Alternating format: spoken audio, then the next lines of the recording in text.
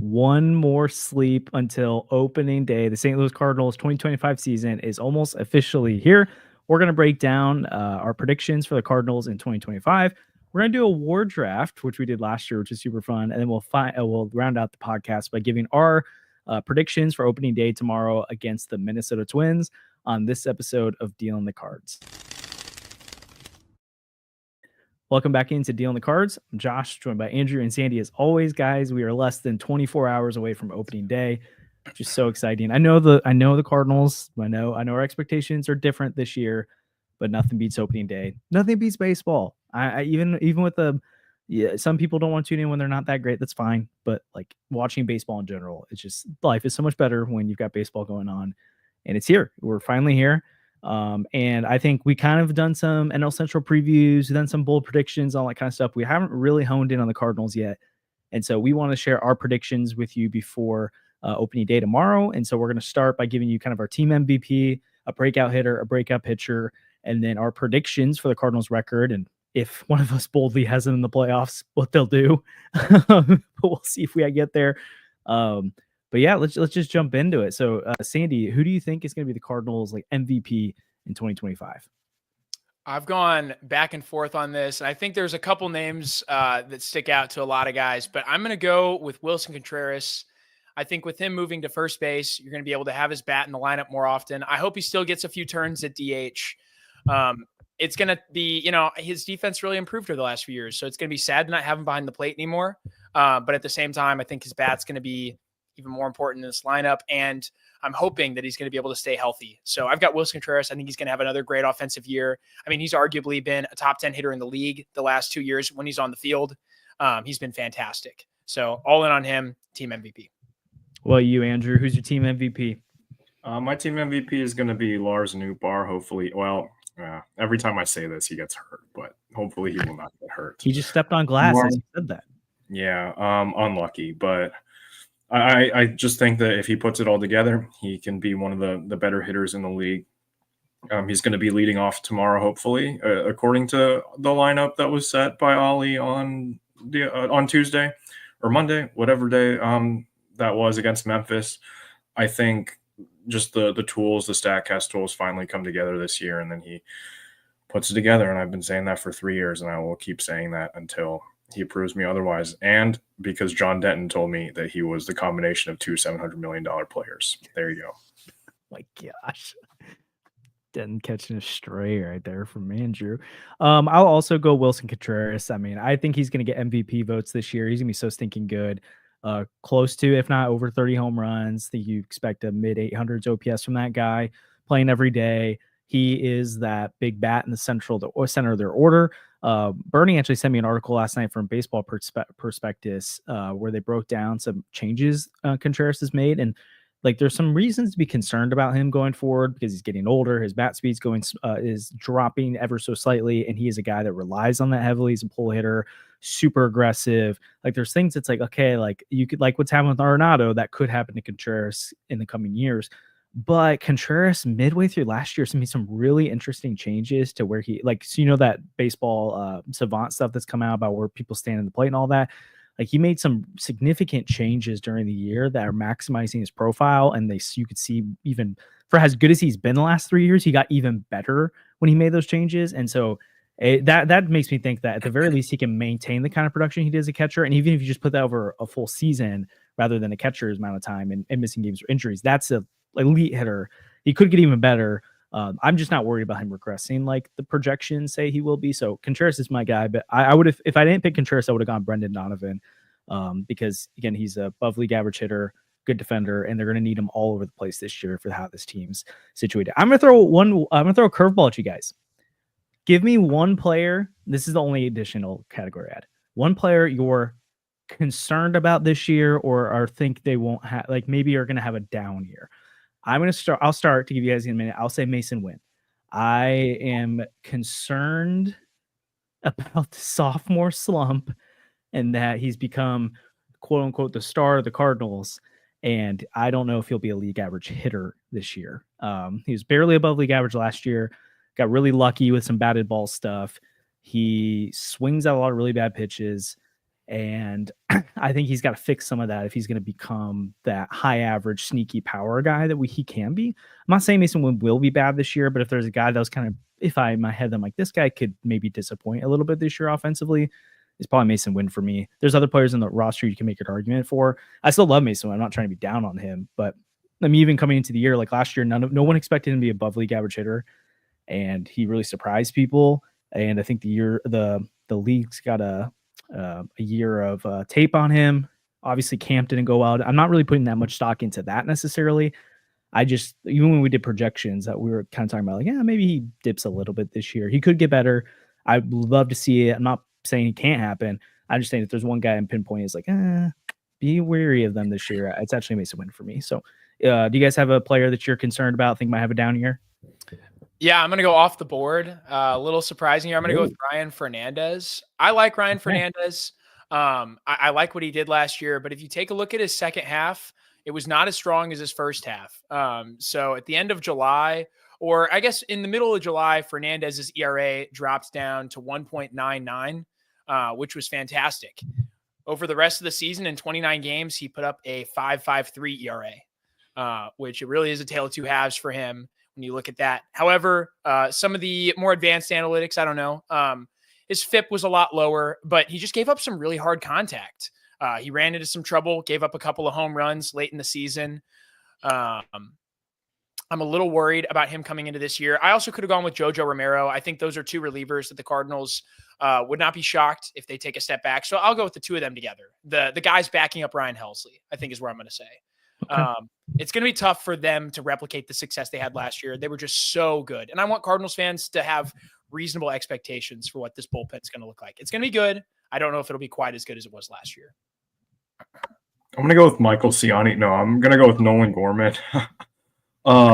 Not for the reason that people think. I think that it's not right that Nolan Gorman isn't going to be in the opening day lineup, according to, like, I mean, we don't know for sure. Like, things can happen, but if we're going off the lineup that we saw in Memphis the other day, Nolan Gorman won't be in the opening day lineup, and Ali kind of made it clear that that was going to be a very similar lineup to what we're going to see on opening day. So I'm not really a fan of that. I think Nolan Gorman needs the playing time to really just know what you have, and the only guy on this team that really has a chance to hit 40 homers, right?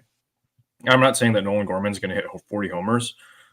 Hopefully he does, but he is the only guy that I can see at this point in their career. Like Arenado, maybe Contreras, maybe at certain points in their careers could have hit 40 homers, but not anymore, right? Like Nolan Gorman, I think, is the only guy I could see having that kind of power potential, and every postseason contender has one or two guys like that on their roster. And by not giving him the opportunity, like obviously with Alec Burleson, like he had a better spring, he had a better year last year, but you kind of know what you're going to get with Alec Burleson, and the ceiling's not really going to be much higher than what we saw in the first half of last year. And obviously, like if you're trying to compete and trying to win right now, sitting Nolan Gorman for Alec Burleson makes a little bit of sense. And like it's just not going to get as bad with Alec Burleson as it is with Nolan Gorman. It could be really bad. Nolan Gorman could be one of the worst hitters in the entire league, but he also could give you power potential that you just don't know. Like the range of outcomes is too great. And if you're not giving him that opportunity, I'm afraid that he's not going to get the sample size he needs. And if he gets off to a slow start, they're just not going to play him. And that's what's frustrating to me. They said he was going to get 600 plate appearances this offseason, and it doesn't seem to be happening. And maybe that's because they thought they were going to trade Arenado. And now I'm a little bit more frustrated that they traded that they weren't able to trade Arenado because there were ways without Victor Scott on the roster, but obviously he's earned that, and I'm happy to see him run with that in center. But going with Burleson over Gorman, I think we should discuss that more honestly if we have time to today. But yeah, that's really frustrating to me, and I'm worried that we're just not going to be able to see what we have in Nolan Gorman. He might have a really bad year, and then if you non-tender him or make him a bench piece, like you're just losing out on a really huge potential bat. And if there's any player on this roster that has the potential to become Randy Arozarena or Adolis Garcia or even better than that, which I think he could be even better than that, it's Nolan Gorman. Well, it's Jordan Walker, but Well, we're not giving up on Jordan Walker. Like he doesn't seem to be at risk of being traded. But definitely yet. But I just mean like those two have the highest ceiling for sure. You're absolutely right. Well, It'd be terrible to see them. I wasn't counting Jordan Walker because I got you. They were really going to move him, but The more I've thought about it, I still agree with you, Andrew, that I would have gone Gorm in the ultimate opening day lineup, but I'm not like flabbergasted that it's Alec Burleson in there. I just think, to your point, he's probably the safer choice, and he's the guy that maybe has the higher floor of the two. And again, he could be a really impactful hitter, especially against right-handed pitching. And like last year, if they didn't use him against left-handed pitching, that's a 120 plus WRC plus guy. Like he's 20% above league average. That's a really good thing. But Gorman, again, can be a second baseman, third baseman, which already gives you more value as a defender. And then again, he's got the pop to be a really, really impactful hitter. I think this is more like, to your point, it's frustration of this is what happens when you can't get rid of Arenado and you run with Scott or Ciani in center, is that you got to make a tough decision there. And I don't blame Ollie for going Burleson, because Ollie, I mean, I think he's kind of managing for his job this year, not just because of performance, but he's got a new boss coming in. And so he's got to do what's best for the team, or what he thinks is best for the team. I still would have gone Gorman. I think my hope is that Arenado gets more off days than he did last year. I think you got to use, Donovan's going to probably play the outfield. I hope they don't start Ciani much and they let Newt play some center to get Burleson and Gorman to line up more often. They got to be creative to make it work. And eventually an injury will happen, right? Like if Walker goes down or Burleson goes down or Donovan goes down, then that makes space. But for now, it's a crunch, and one of these two guys wasn't going to get the playing time they deserve, and it sucks. Again, Gorm, to your point, I think has a higher ceiling, and you should have ran with him. That's why I think Scott's earned the spot, so I'm not mad about it at all. That's why I was kind of saying, I'm fine with Victor Scott starting in AAA, because you could put Newton center, you let the bats figure it out, and after a month or two, if Burleson is not hitting or Gorman's not hitting, then you know what you have, and Scott's ready. But Scott clearly earned it. Daniel Descalso was on 101 today and was asked who's the most impressive player, and he was like, it's easily Victor Scott. Victor Scott has come in and done everything we asked of him, and he looks so ready. And it's okay, that's fair. And if he can hit, I'm not saying hit be a 20% above league average guy, but if he could be close to a league average hitter and provide that defense and speed, that's gonna be really valuable for this club. So I get it. Just that's what happens when Nato's still on the team. So Sandy, what do you think? And then we can keep going with our predictions. Yeah, it's just frustrating to me because Gorman's year last year was really bad, but it's also one bad year in a very solid 3-year career thus far. For sure. And he's the guy that came up really young. Nolan Gorman was 22 and was up in St. Louis as above league average hitter in 2020. Is he younger than Burleson? I think he is. Yes, by 2 years. I'm pretty sure it's not close. Let me pull it up real quick. I had something else pulled up. I'll pull up Gorman's age right after this. Burleson's 26. And yes, 24. It is 2-year difference. So first off, the projectability is there. Burleson is 26, almost 27 years old, whatever.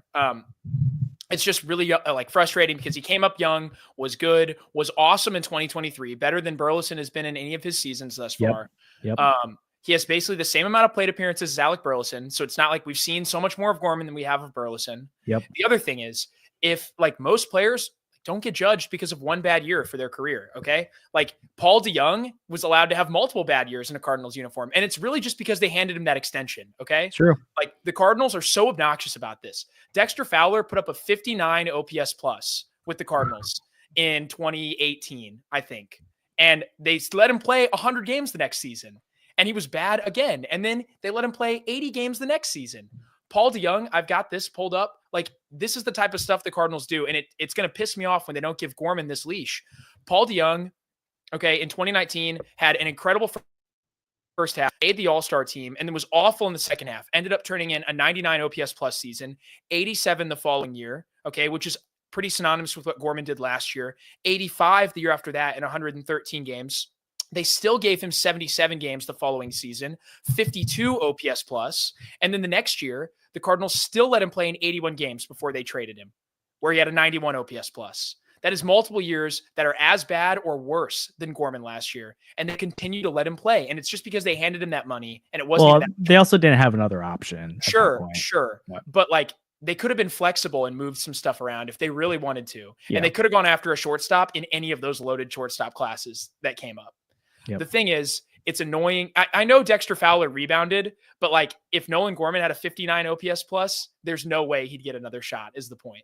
Like they gave him another shot and they did not give Gorman another shot. It seems like they're not going to right now, which is very frustrating. They need to. Go ahead. No, do you guys remember when the Cubs non-tendered Kyle Schwarber in 2020? So dumb. So funny. I love how he's been the best of the guys who've left too, and he's the one by far. Yeah, but, Addison Russell's gone. Oh gosh, and Baez and terrible. Bryant fell off. Hurt. Rizzo's fine gone. After he left. Okay, we got a lot to cover today, so real quick. But what I just thought of this as we're talking, would it have made more sense to have Walker start in AAA, Donovan play some outfield, Gorm play at second, and Burleson DH, than to have Gorm sit on the bench? I think it could have. It could have. Would it have made more sense to have Walker start in AAA this year than to have Gorm sit on the bench? I don't know. Like, what does Walker have to? I mean, he really like had like a little stretch at AAA where he produced more. So I'm not saying it should have happened. I was just asking the question out loud. I was not saying that's my take. No, I got you. I don't think so. Yeah, I just think again it's the Arenado dynamic that's really frustrating. So before we continue our predictions, I want to thank a couple of our sponsors of the podcast.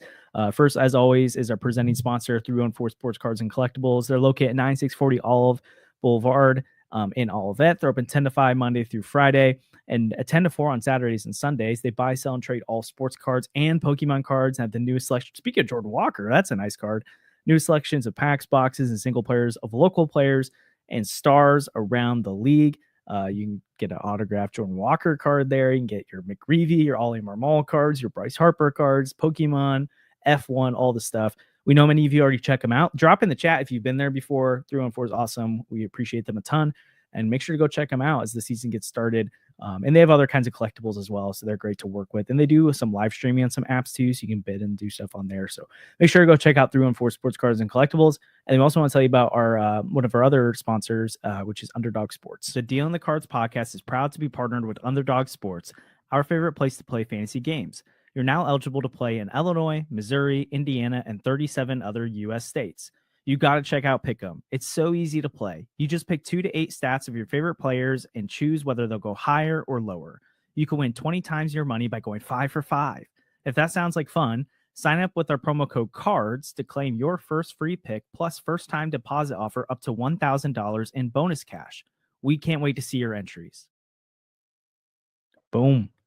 And they got a really cool promo going on right now too, right? Where if you just posted Andrew on our X, right? I don't remember exactly. Yeah, if you pick whoever hits the longest home run tomorrow, you get a pool of $500,000. So when Michael Ciani hits one 450 tomorrow, I'm gonna get $500,000. So there you go. When he pinch hits for Nado in the 9th inning. No, when he comes in the 6th inning for Jordan Walker. For Jordan Walker defensively. Jeez. An absolute nuke off the bat of Ciani. Chip Watch Gary. it fly. That'd be awesome. Gosh, I would die if that happened. Because I think if you're the only one to pick that person, and you get the whole thing. So well, I think you would be. Yeah, I think you would be the winner. I think you would be. Actually, though, pick Tyler O'Neill. We'd be doing everyone a disservice if we didn't. Oh, that's actually true. Tyler O'Neill homers every opening day. Honestly, in Boston, there's a great chance he does it tomorrow. Go check out Underdog if you haven't already. Go you get a first free time deposit offer up to $1,000 bonus cash and a first free pick. And your first free pick could be a Tyler O'Neill home run for 6 straight opening day. That's got to hit. So I mean, it feels like it's going to. It obviously might not, but it's a crazy trend at this point. Honestly. I love it. Yeah, I think it'll happen. I love Tyler. Go root for him. So, okay, let's fly through our next few ones. So, my breakout hitter is I know we always say it, and it's weird when he's like that high profile, but I'll just say Lars Newbar. I think this is the year he stays healthy, and you're going to see him be an all-star level hitter. I think he's going to be awesome. He's going to be the leadoff man, and I hope and I think it'll actually be all the time against both right-handed and left-handed pitching. He had like a 358 on base percentage against left-handed pitching last year. It was like a 125 WRC plus guy. Obviously, we know what he could do against right-handed pitching. I think Lars Newbar is going to break out in big ways. The leadoff man, and hitting behind with Wilson Contreras hitting right behind him. Pitchers should be coming right after him. And then also, I really like Mason Wynn and Victor Scott at the bottom, or Scott and Wynn at the bottom of the order. Because if Scott gets on base, you're gonna have to throw fastballs to Mason Wynn. You're gonna have to give him pitches to hit, which is gonna help Mason Wynn out a lot. And if he just dinks one into right field, you can have speed across the bases with that. And then say like Scott or Wynn or both are on. You've got Lars Nootbaar, Wilson Contreras, Brendan Donovan following them. Could be really interesting. So Lars Nootbaar is my breakout candidate this year. He's going to play 140 plus games, 135 plus games, because they might rest him a little bit more than other guys, and he's going to produce. I love it. I'm going a little different direction here. I think it's going to be Ivan Herrera. I think in some ways he already broke out last year. I just don't think everyone saw it. I think he's going to be a household name by the end of the year. I was looking at these OPS projections on Fangraphs roster resource, and I was just trying to think, who do I think is going to exceed that? And they've got a 741 for Herrera. I think he's going over that. There's some power in that bat. He's projected to have the second highest walk rate on the team, only behind Lars Nootbaar, who they've got in the leadoff spot right now. And obviously, if Nootbaar's not there, his walk rate could probably be a little lower. But that's 11.8%, which is very good. That means he's going to get on base a ton if that actually happens. They've also got him due for a 21.3% strikeout rate, which isn't super high. And I think he could be even lower than that. He's got a great contact profile. So I'm very excited about Herrera. I think he'll go over that 741 OPS. I think he's going to break out this year. Love it. Oh, I think I froze out. Oh, you're good. I was going to get Herrera, unfortunate, but no, I'll go for it. Because I feel like he had a great spring, and this was like last year's spring training. I feel like he got kind of lucky. He was a little bit fake in certain areas, and he kind of slowed down towards the end, but he still hit well up until the last game of spring training. I think he hit a homer the game before the Memphis game. So excited to see what he has to show, and I think a lot of those swing changes and stuff he worked on this offseason have made him ready, and I'm ready to see what he can do. Hopefully steal more than 5 bases or whatever he stole last year. It was not very many. And it's been a while since the Cardinals have had a guy that runs that well and runs that much. So I'm excited to see how that happens. Yeah. My breakout pitcher, I'm actually going to go with a prospect. I think Tekoa Roby is going to establish himself in the same tier as Quinn Matthews, Tink Hence level. I think he's just going to put himself maybe in between those, right? So Quinn Matthews is top 20 top 30 prospect in baseball, and Tink is more of a top 60, 70 guy. So I think Roby's going to put himself into the top 50, 60 prospects in all baseball. I think we might see him in St. Louis this year some. They clearly loved what they saw out of him. Really, it's health at this point at this guy. But he seems to have figured things out with that. He got himself right mentally. He's got a really intriguing 4-pitch mix. He's got a high ceiling, and I think Tekoa Roby is going to be someone that we're really excited to see at the end of toward the middle end of this year, or probably more likely the beginning of 2026. Very nice. I'm going to go off the board as well for this one because, there are guys I could pick on the roster. Quinn Matthews feels like the obvious pick, but I'll go a little deeper into the minors here. I think Zach Showalter is going to show out this year. Last year, he was primarily a reliever in the Cardinals organization, and he was awesome at Palm Beach. I think he's going to jump another level, and I think he's going to be fantastic again, and I think he's going to get on people's radars to be a guy in 2026 that could really impact the bullpen. He had a 2.62 ERA last year. I think making the jump up to high A or even double A by the end of the year, we'll see what he's got against some tougher competition. Yeah. He's got one of the flattest fastballs in the organization. Kareem's very excited about who he could be. I think he's going to jump onto that radar. Love it. And I'm going to go with Matthew Liberatore. Nice. I think if he sticks in the rotation, has a couple of good starts, I think he could be a really powerful weapon at the back of the rotation, maybe even moving up to a middle rotation type arm. The move that having him in the rotation, it kind of speaks Heim Bloom all over it. And I don't really know it. Sorry. I don't really know if he has input on these decisions, but it kind of feels like some of these moves that they're making are more what he would do instead of what Mo would do. And maybe he's not having that input, and I'm completely wrong, but I feel like he is. And he was high on Matthew Liberatore when he was drafted. So that makes me a little bit more confident in that decision. And he's looked great in spring, lengthened out a little bit. We'll have to see what happens in the later innings. He hasn't really gone more than 3 or 4 in spring training, but it's looked really good. And everyone else is going with pitching prospects and birds on the farm return. Shout out Kareem. We got one more scripted video that hopefully I'll drop tomorrow, and then Birds on the Farm back next week, maybe. Whoa, we love to see it. Libator is a great pick, and also too, it is really interesting. Like the lineup, Libby in the rotation, it does kind of feel like someone else is giving some influence this time around, and makes you wonder like how exciting things could be in the future when that influence is the only influence around. But that's okay. We'll see. All right, Cardinals record this year. I don't know if I've ever predicted the Cardinals in my lifetime to be a below 500 team, and I am doing it this year. I think the Cardinals will finish with a record of 80-82. Just a tick below. I think it's going to be a very up and down all around year, but I don't think they're going to have the lows they did last year. But I don't think they're going to quite have the highs. I think it's going to be like a lot of like 1 week they're good, 1 week they're not. Every other game, it's just really frustrating. And I think what it's going to result in is kind of like a 1 foot in, 1 foot out deadline where they maybe sell a piece or two, but they don't sell Ryan Helsley. Gray and Contreras are around. I think they try to move Nato if they can. So hopefully he has a good year for them to do that. I think Fetty is a trade candidate, but I don't even know if they do that. And then the offseason comes. My hope, though, is that they do clear some space at the deadline so that whatever young players haven't been able to have the opportunity yet, get that in the second half. And we see a lot more young arms. And there's not really a lot of young bats waiting for an opportunity other than Gorm getting in the lineup every day. But yeah, I think they'll be kind of in it for a long time, but we'll all kind of know they're not a real contender. So, and I'm hopeful that we'll see progression from the young bats, right? Like, I mean, Contreras is not young, but I think he can have MVP type year to keep him in it. I think Newbar and Donovan can look really good. In some ways, the amount of optimism I have about certain players on this team makes me think they should win more than 80 games, but I just think they're going to win 80 games. So that's where I'm at. Sandy, you got to win the World Series and going 162-0. So always, baby, always. No, I'll say 82-80. Okay, that makes them playoffs. You know what?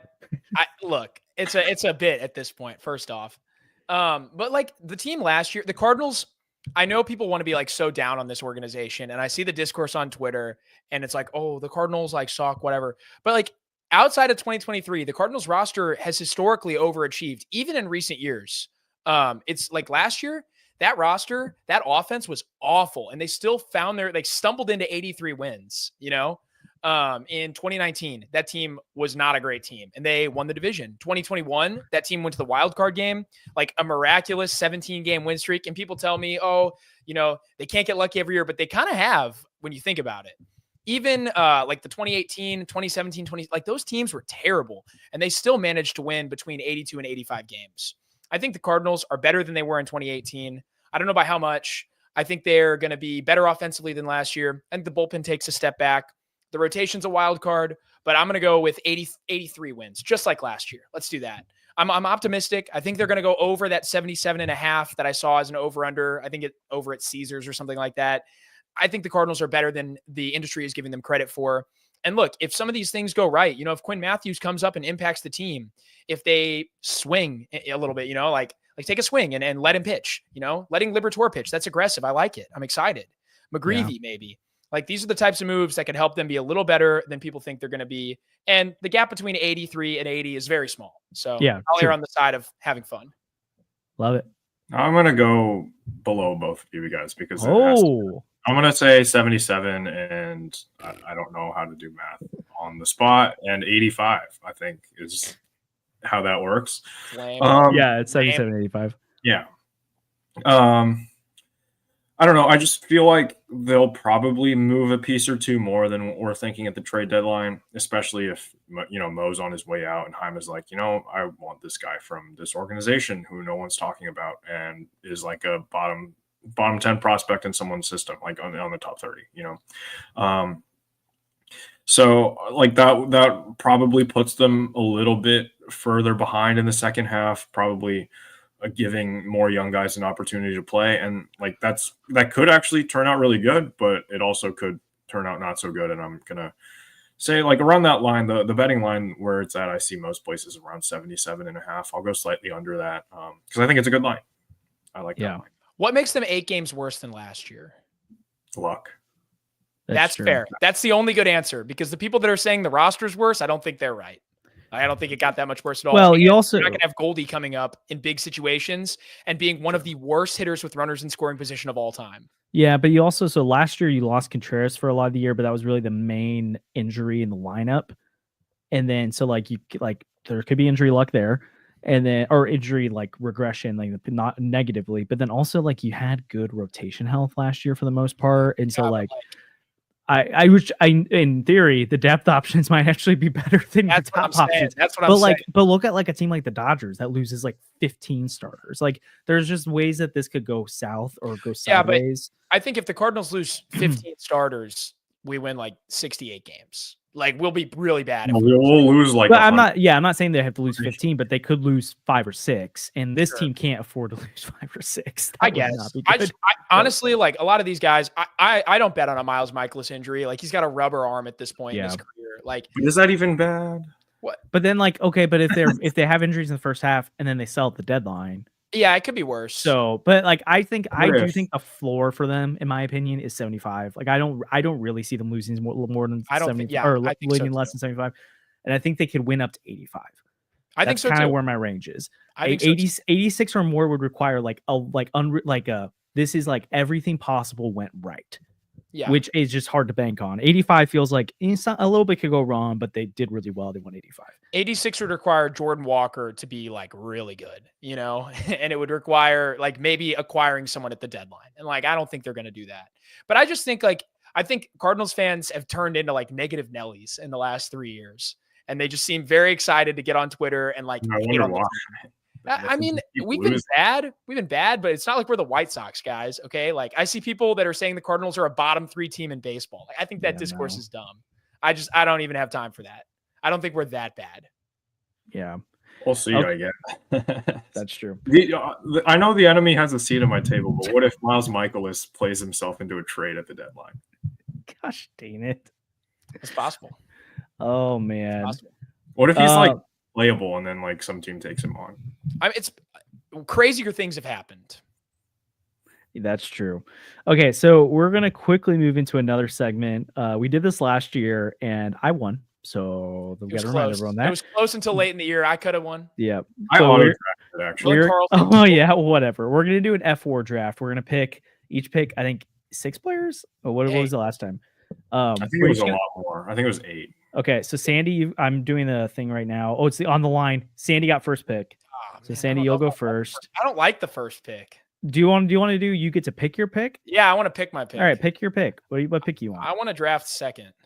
All right, so Sandy's in draft second. Andrew or me will get to pick their next pick here, and it is Andrew. So Andrew, you can pick if you want to pick first or third.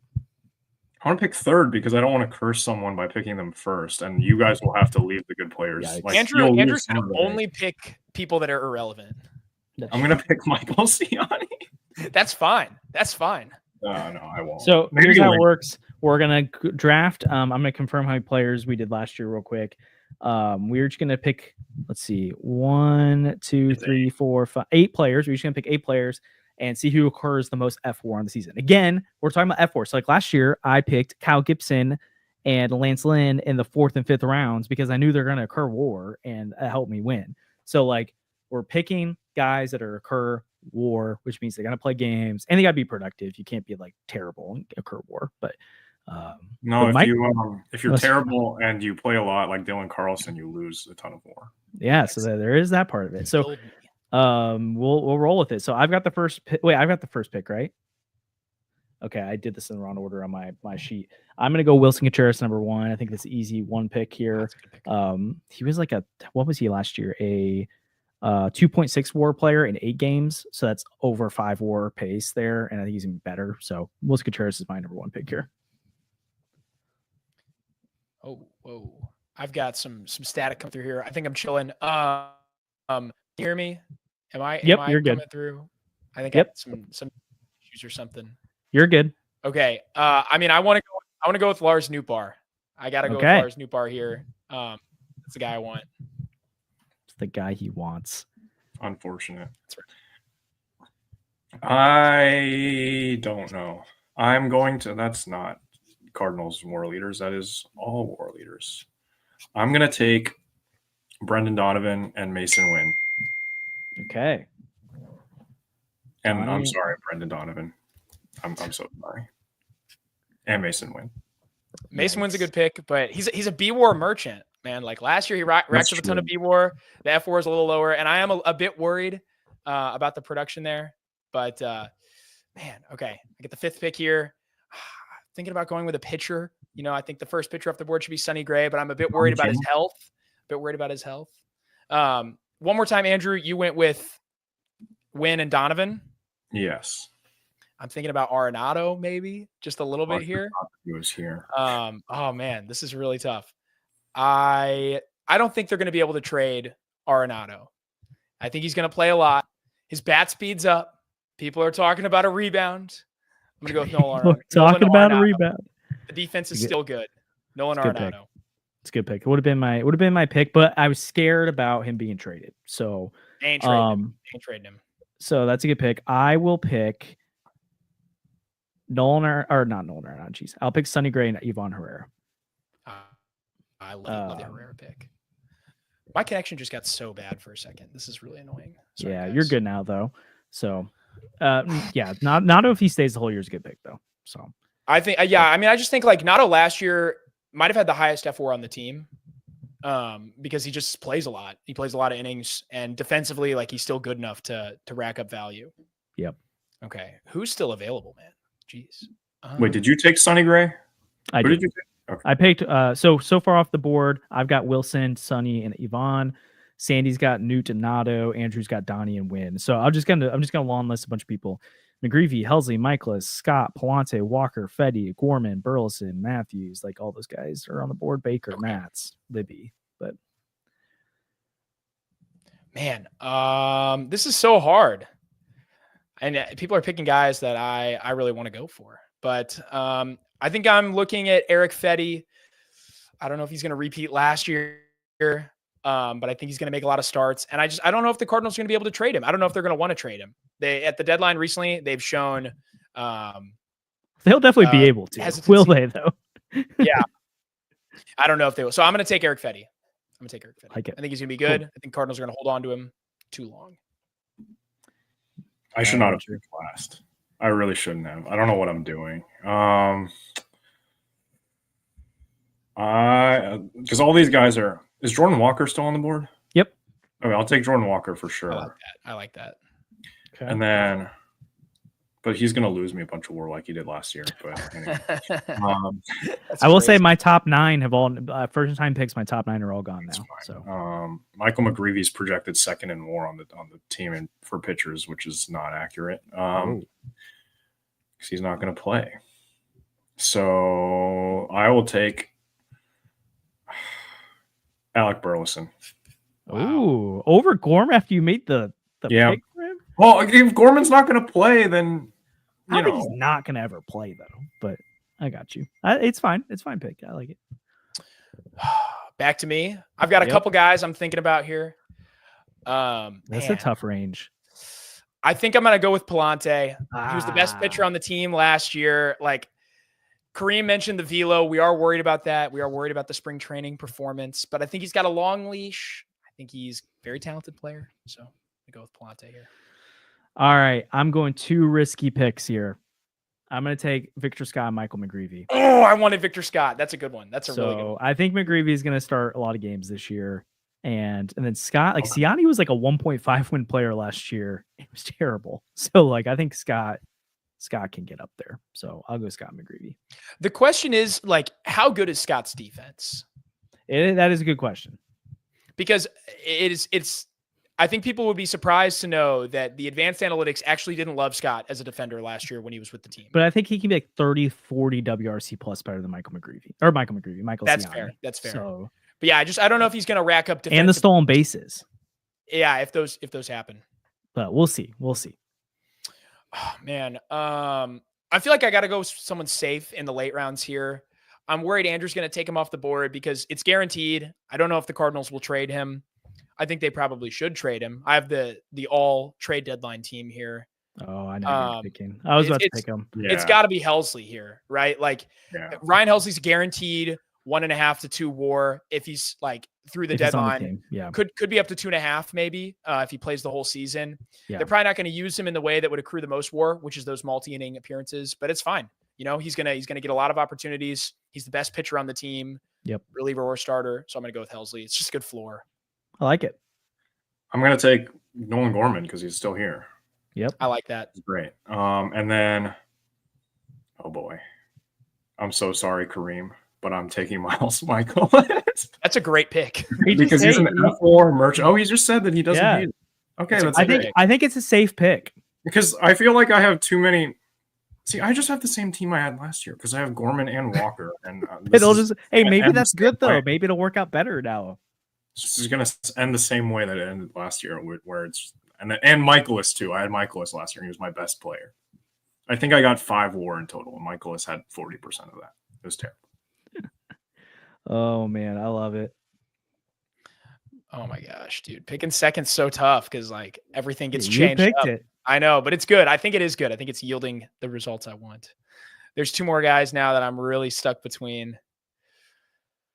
Okay, let's do.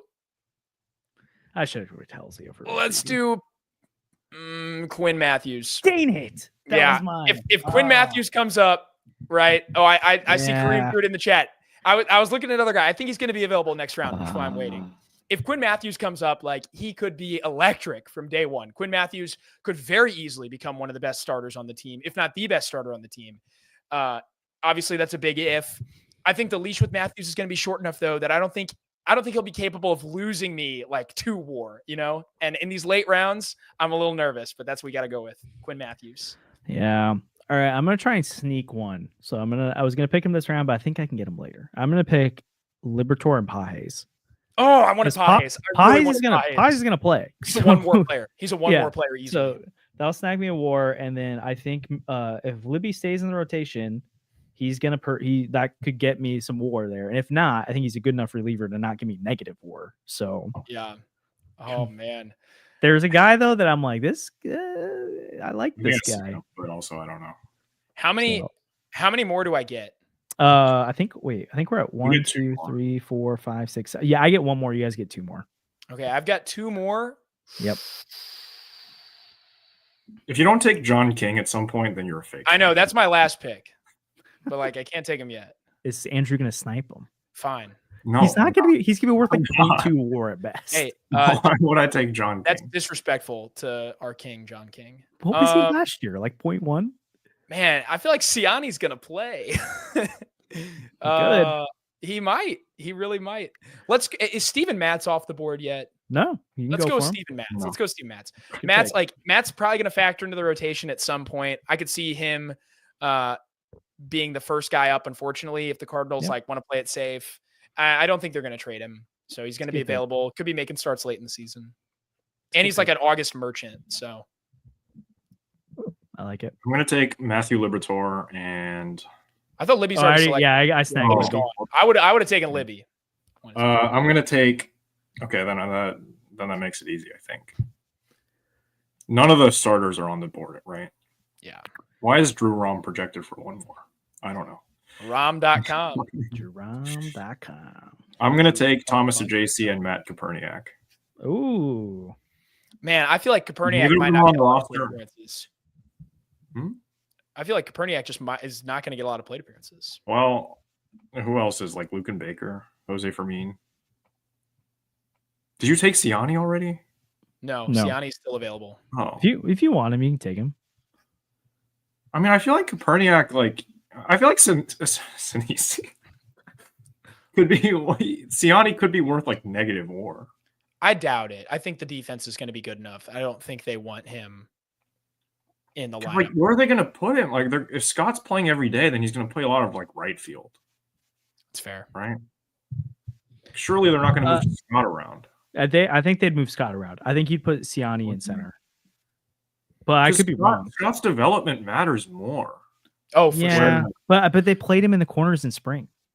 And you want to win games. I guess. So you got to pick one. I don't like Siani, so I'm going to take. All right, is it back to me or is it still Andrew? Yeah, it's you. But if you don't take John King, you're a fake fan. You're a fake fan. So we know. Jeez. Oh, dude. Okay, man. Let me just check what John King was worth last year. Let me just see what my King. He's about to pick John King over Ryan Fernandez.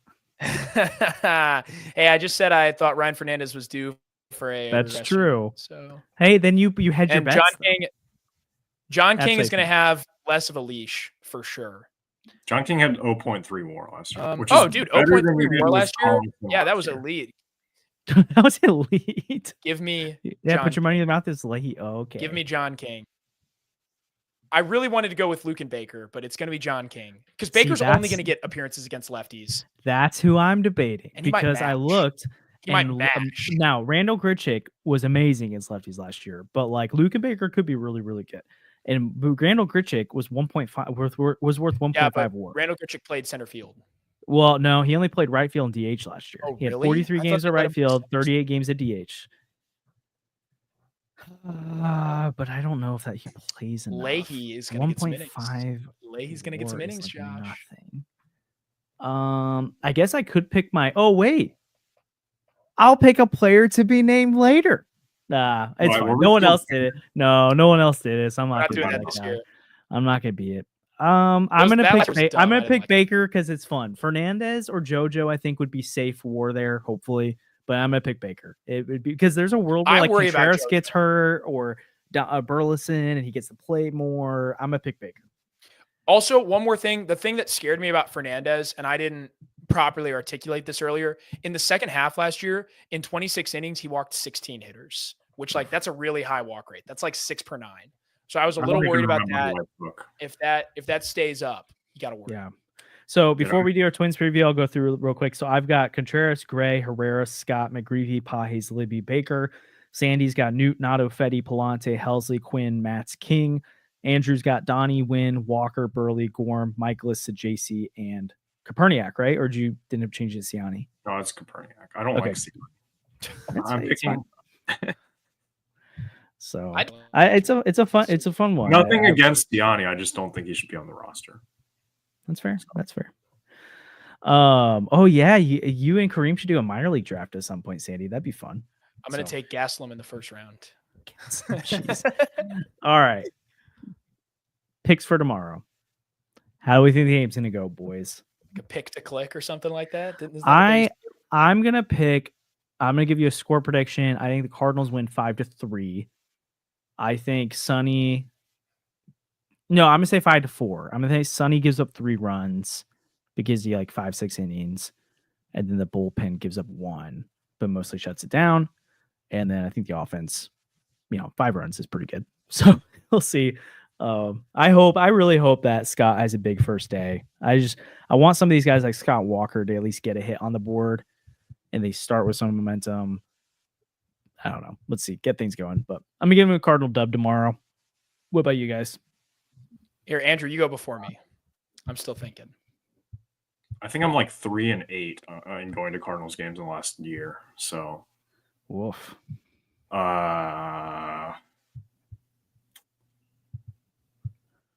I just defer my pick and not say? I just defer my pick. No, you got to pick someone. I'm going to say. Yeah, I looked at my MLB ballpark because I updated it because I had to get my ticket for tomorrow, and I saw that I was 3-8 on Cardinals games, and I've only started using the app like last year. It's really bad. Dude, the Cards always put on a show for me. I went to all 3 games of the Baltimore sweep last year. I think that was like one of the games that I went to. All right, one of my predictions for tomorrow: Harrison Bader goes deep on Sonny Gray. What? Why? Because the Twins are going to score. That's what I'm picking, and it's a home run, and at least it's Bader. So, I was never a big Bader guy. I never understood it. Bader, he's a great defender. He was average hitter. He was a good player. I don't know. I'll never forget. I did a stadium tour with my dad when he was there. And we got into the press box, and then they were showing us the field from the view. And Bader was down on the field, and they were doing some kind of photo shoot thing with him. And so while we were up there, people were like, "Oh, it's Bader!" And we had like a lot of girls with us, and the guys like Bader too, but the girls were like, "It's Bader!" And he took off his shirt to put on a different shirt, and like the media box went wild, and it was just like, I was just like, "What are we doing?" That's my gosh. No, People he was will always hate my it. least favorite of the Bader, O'Neal, Carlson group. Same. Well, yeah, I just thought he had the lowest ceiling, Yeah. but like Yeah. he had a higher floor than those guys, obviously. Well, Yeah. not O'Neal. Yeah. Not Not O'Neal. Looking back, though, I would have had Bader than Carlson, but I agree. Yeah, I don't know. I'll say the Cardinals and the Twins tie. No, okay. How many innings would there have to go before MLB was like, all right, we're gonna call this a tie? With these two teams, maybe just 10. Like, all right, let's move it. Pack it up. All right. I don't know. Like, I'm really worried about Sonny because Katie Wu had like she was talking on Cardinals territory this morning and was like, when these veterans have concerns about their own velocity, it's not. Oh, Jacob Bosiakovic is on the Twins. I forgot.